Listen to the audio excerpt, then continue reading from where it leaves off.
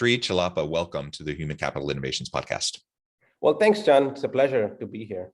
It is a pleasure to be with you today. You're joining us from the St. Louis area. I'm south of Salt Lake City in Utah. And today we're going to be talking about, I know, one of your favorite topics. It's also something that I'm quite fascinated about. I only know a little bit about it. And that is the Japanese philosophy of Ikigai.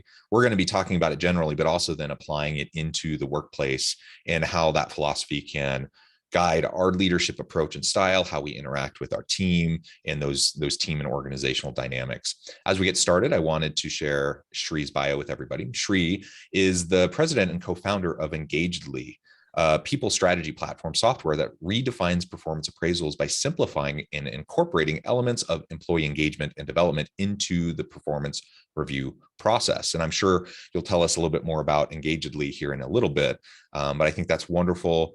Just another really great HR tech offering that can help us enhance what we're trying to do in the workplace with our team. So I think that's fantastic. Anything else you would like to share with us, Shri, from your background or personal context before we dive on into the conversation for today? Yeah, I mean, the context obviously for this conversation is more around leadership and how I like to see leadership from my perspective anyway. But I will add a little bit of color that I have worked across multiple industries. So HR tech, health tech in the past.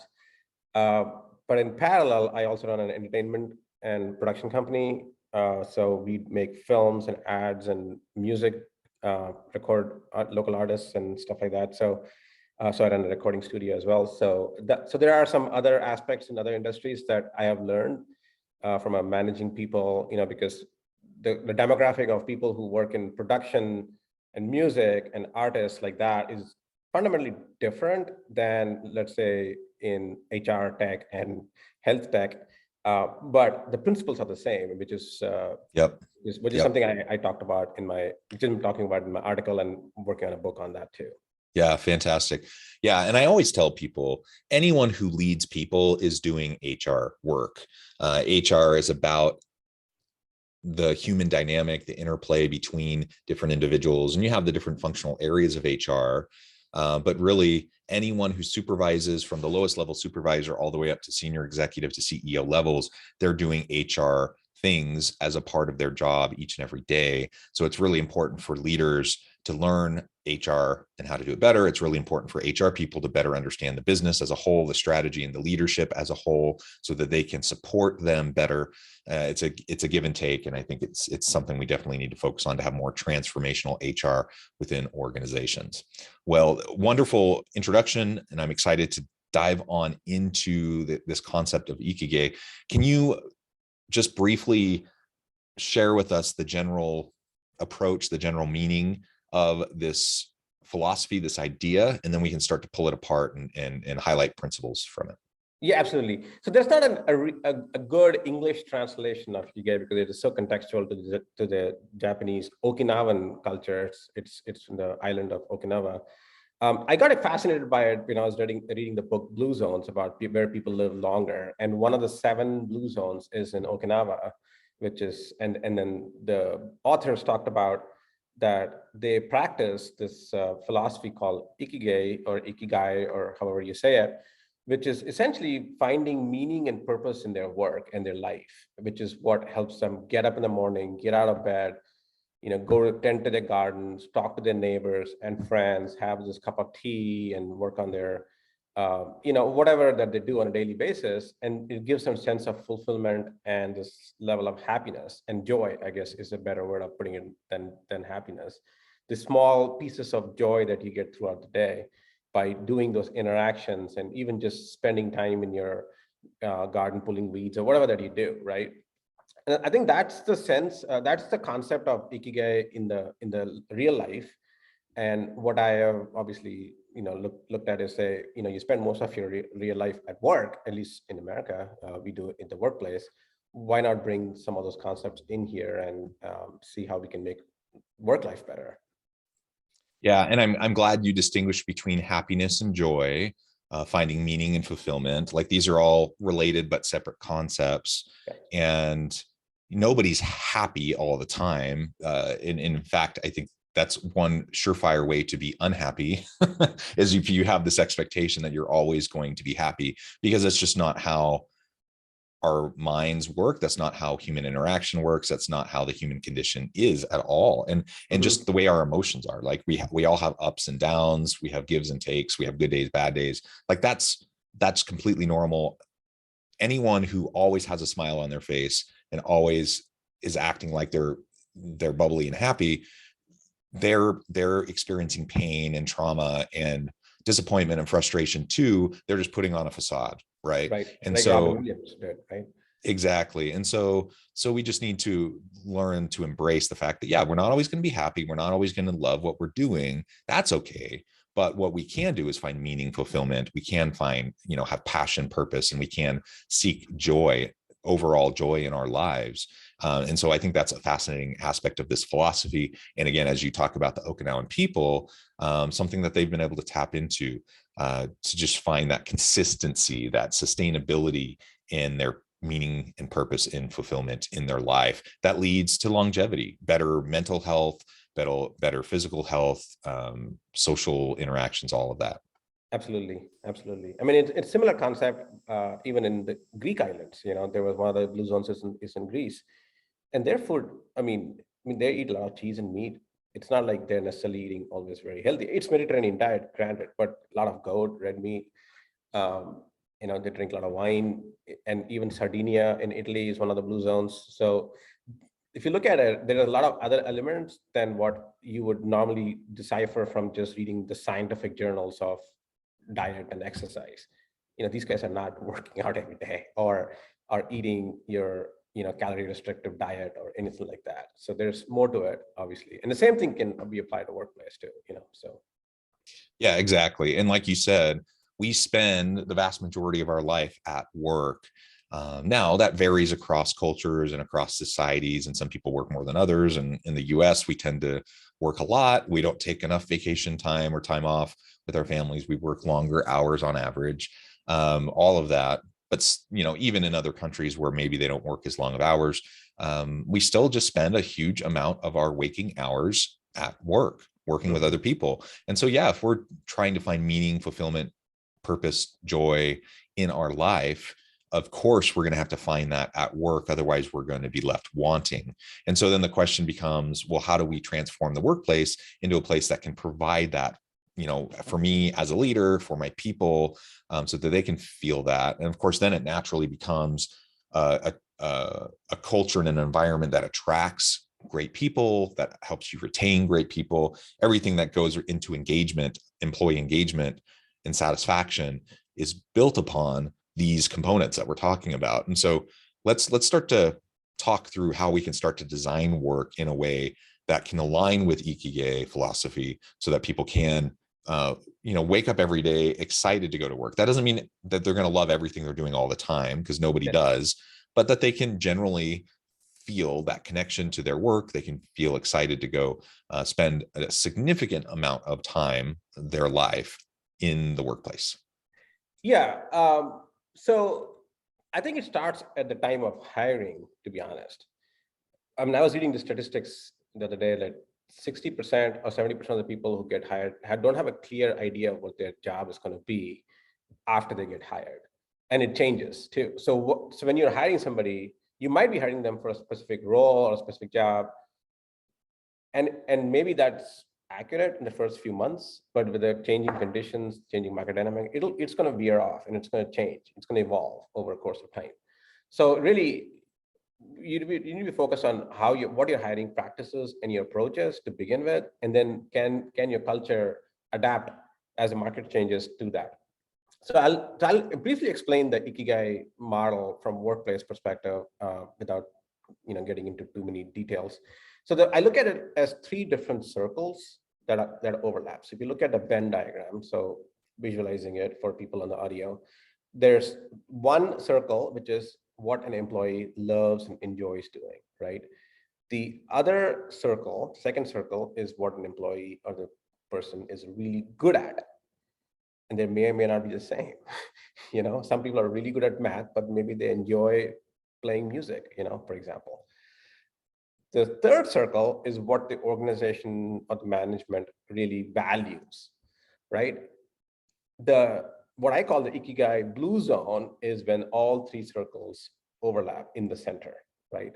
So by the way, that area can be bigger or smaller, so it's not necessarily to scale. So you're looking at try to find work with your work as a manager, as a leader, as in your organization, working with people to position them as close to or as much of their work as possible in that blue zone where the employee is good at what they do. They actually enjoy that work, and it provides meaning because it adds value to the organization's goals and purpose. So obviously you need to have a culture where organization goals and purposes are transparent. There's accountability, there's alignment and things of this nature. So there's some changes organizations have to be at as well. A lot of times people do things and they don't even know why they're doing it because the manager asked them to, but they have no idea how it's actually moving the needle at the org level. So that's the blue zone. The red zones are when there's no overlap. So you have a lot of things of value in an organization, but nobody is either good at it or enjoys doing it. So you don't have anybody really doing it. So you have people working who in that zone who are neither good at it nor enjoy doing it. Recipe for disaster. People will quit,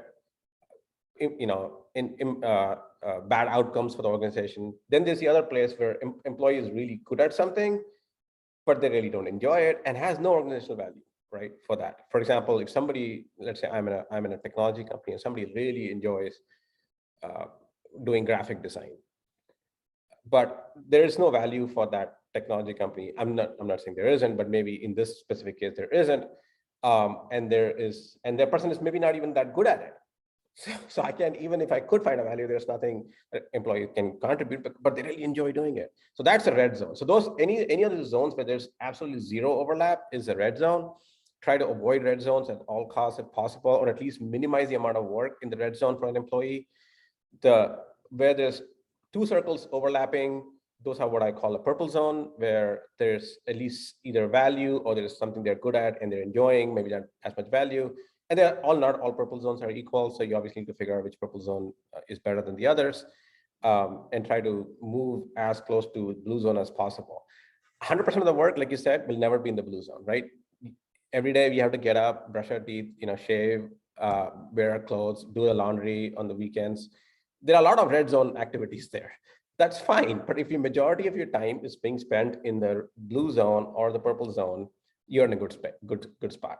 So that's the way I think if a leadership and the management thinks about, when I'm working with Sam or Susie or whoever that is, is whether how much of their work is in the blue zone, how much of it is in the purple zone, and how much of it is in the red zone, and how do I optimize that? And how do I optimize for that employee's skills and interests and what my organization needs? And maybe then try to shift some of that red zone work to someone else who might have that work in their blue zone, right? Right. So that's where I would call the talent optimization comes in, where you're really trying to find the blue zone. So I don't think organizations really understand that. Many Yeah. managers don't really ask their employees, what do you really enjoy? They infer that just because they might know them better, but in the remote environment, it's even harder. Yeah, well, there's a lot there that I want to drill down on, and just an example real quick, a personal example from my own life. Longtime listeners of the podcast know, as an undergrad student, I changed majors a bunch of times, and I thought I had finally landed on accounting. I was at a really good school with a really good, top 5 program in the country.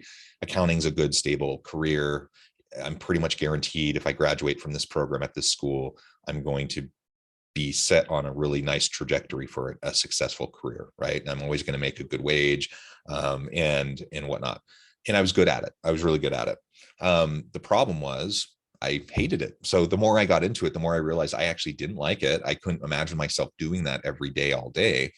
And so eventually I switched, and it kind of turned people's heads because I switched from accounting to sociology. And people are like, what are you doing? No one, you can't get a job with sociology. And of course, eventually, I get a PhD and I'm a professor and I do consulting work, and I've been just fine. But you're right.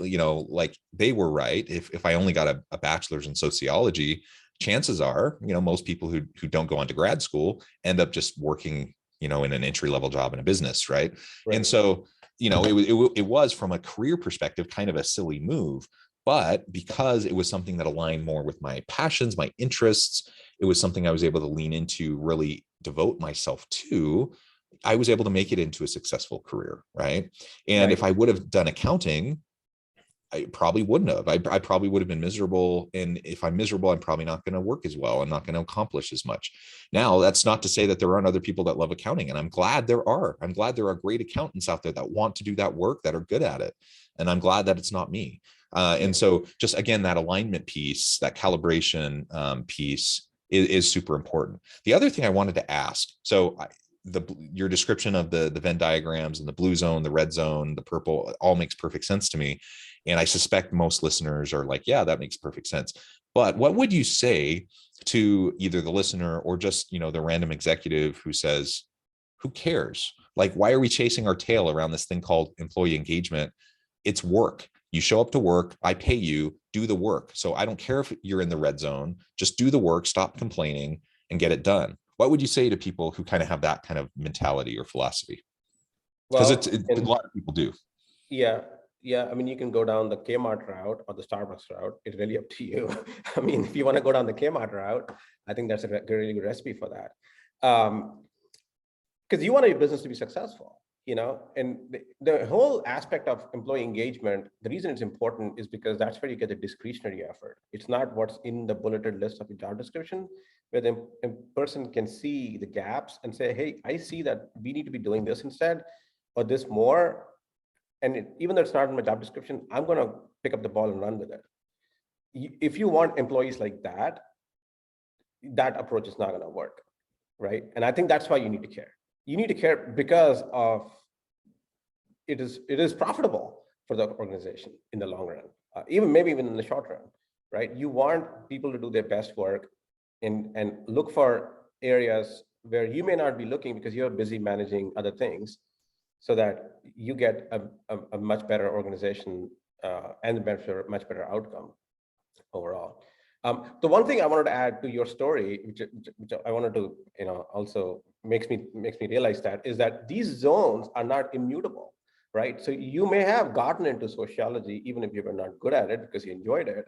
You figured out a way to move from that circle to move to this purple circle and eventually to a blue zone, right?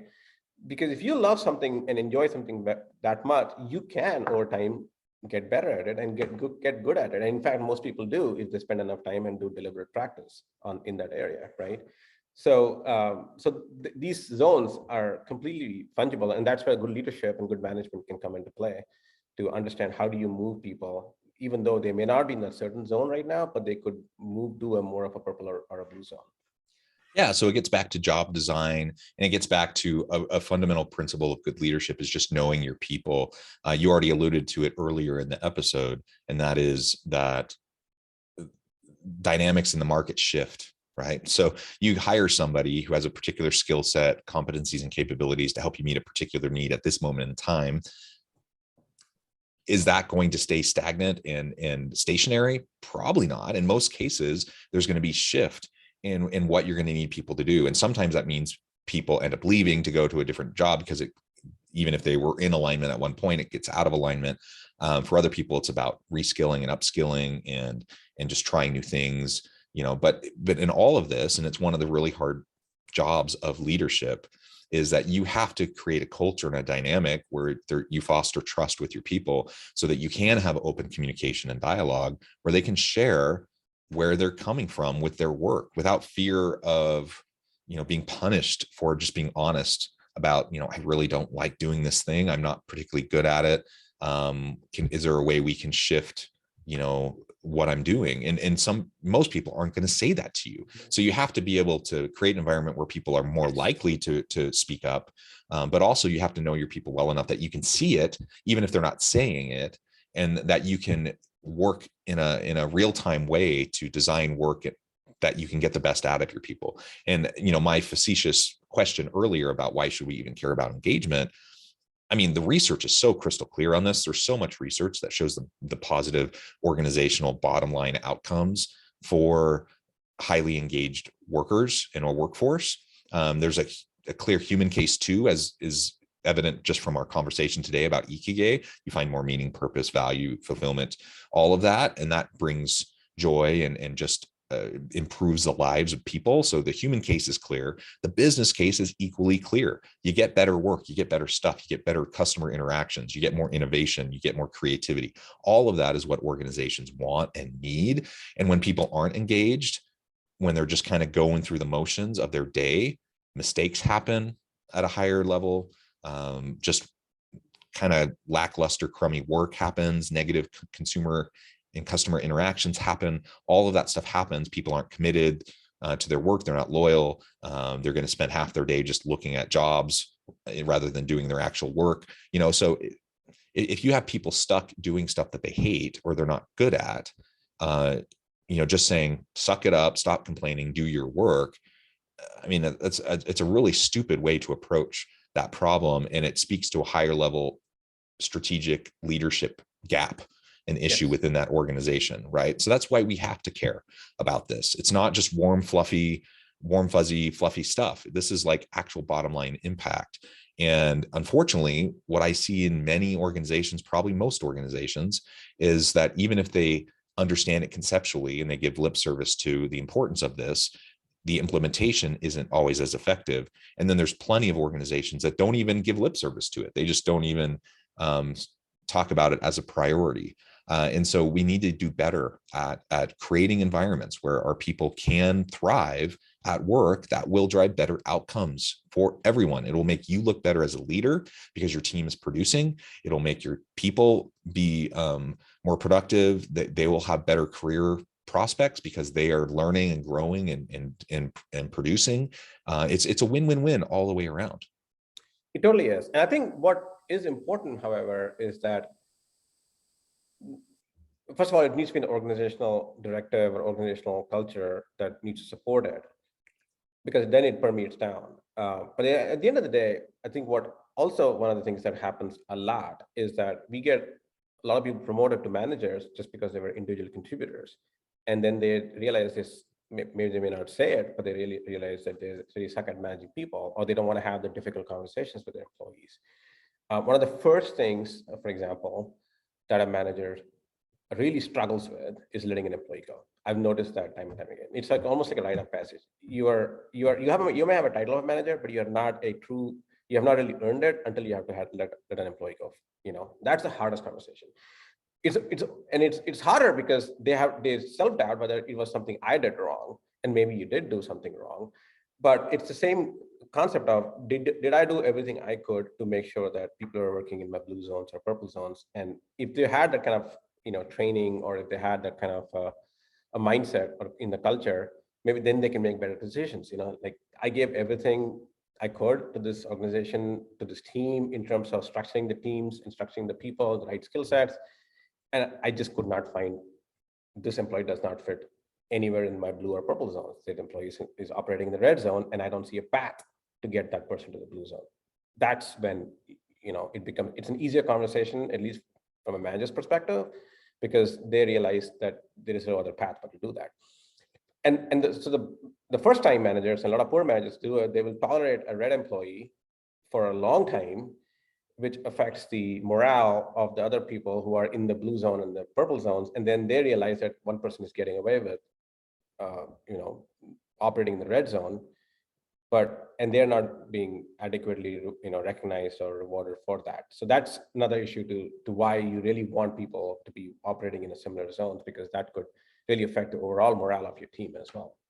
Yeah, absolutely. Shri, this has just been a fascinating conversation. We've only scratched the surface. There's so much more we could talk about here, but thank you so much for sharing your wisdom, your insights with me and the listeners today. Before we wrap up, I just wanted to give you a chance to share with listeners how they can connect with you and find out more about your work, and then give us a final word on the topic for today. Yeah, so they can connect with me on LinkedIn, Srikanth Chellappa or Sri Chellappa. I'm also on Twitter at Sri Chellappa. My company is Engagedly. It's engagedly.com. So we provide tools to help people get into those blue zones. But the final thought I would say is that you will never necessarily get everybody in your organization, including yourself, to operate in the blue zone. try to optimize for the zones, right? Try to find out how do you get people to play in the right roles. And sports does a great job, right? You're in a team, you figure out which roles you're really good at, which roles you really enjoy, and then optimize your entire team at an org level, at the department level, so that you have the best team to play to win. Well said. Well said. Thank you, SPHRi. It's been a pleasure. I encourage listeners to reach out, get connected, find out more about what SPHRi and his team can do for you. And as always, I hope everyone can stay healthy and safe. They can find meaning and purpose at work each and every day. And I hope you all have a great week.